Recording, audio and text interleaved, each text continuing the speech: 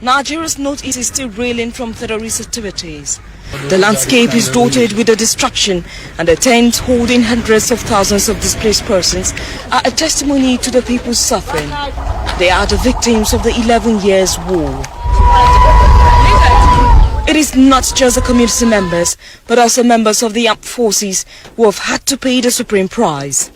It is in this context that the recent surrender of the terrorists and the welcome given by the Nigerian authorities is both disturbing and traumatizing, especially for those who have lost families and livelihoods.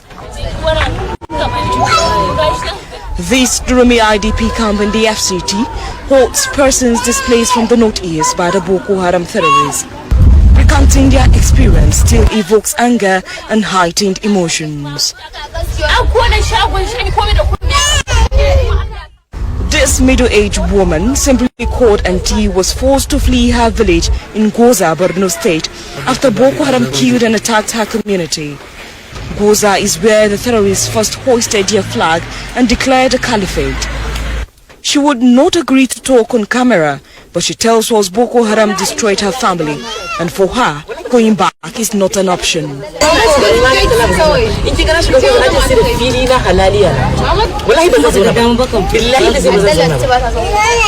This is another such victim of the Boko Haram terror. Yanzu muna neman shekara 7 kenan zuwa mu wannan waje saboda haka mun ba za mu iya mu zauna da Boko Haram a gari daya ba. Ba zan iya in yafe musu abin da suka yi mun ba. These women have been surviving at the mercy of NGOs and have not benefited from any support from the Nigerian government, while Boko Haram members who forced them into this dehumanizing condition are receiving benefits from the government. Intelligence analyst David Okoro says this marks of injustice and is worried it might create problems of integrating the surrendering terrorists. Before you start rewarding the criminal, the offender, you must make sure that there is a way of taking care of the victim. And you must make sure that overall as a people, there's a way that the psyche of Nigerians are properly prepared and Nigerians are awareness is created so that people can see the advantage of what government is trying to do. Of course, it's a laudable objective. Okoro also fears this might be a Trojan horse strategy deployed by Boko Haram. I don't believe that this is normal. And incidentally, I see government rejoicing, celebrating, and I think it's a change of strategy by the insurgents. They are trying to do something else, and we are falling easily. In law, there's nothing like repentance.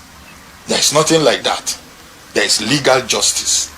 In social justice, then you can be talking about repentance. So if they say we surrender, they drop their arms or they sustain major injury, the international rule of engagement means you leave that, you don't kill that person, but you can take the person into custody. The problem in this case, however, is that those involved are not just prisoners of war, but terrorists. Before any forgiveness and integration can take place, there has to be a proclamation of amnesty by the president, and in this case, no such has been done. Army spokesman Brigadier General Onyema Nwachukwu says what is ongoing is purely a military strategy to lure terrorist combatants, codenamed Operation Safe Corridor.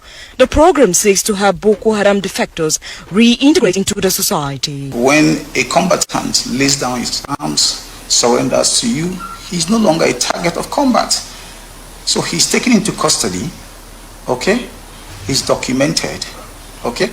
He's profiled, and then experts in the field of investigation carry out preliminary investigations on these people.